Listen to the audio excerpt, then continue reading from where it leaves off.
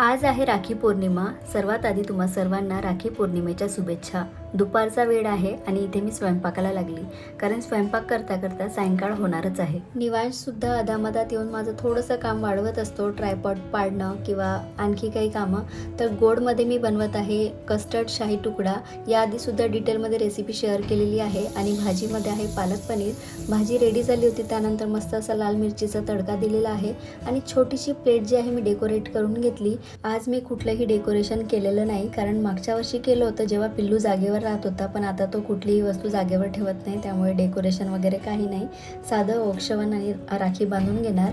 निर्मयी आणि निवांशची ही दुसरी रक्षाबंधन आहे आणि निर्मयीच्या पप्पांना बहीण नसल्यामुळे दरवर्षी निर्मयीच पप्पांना जे आहे राखी बांधत असते.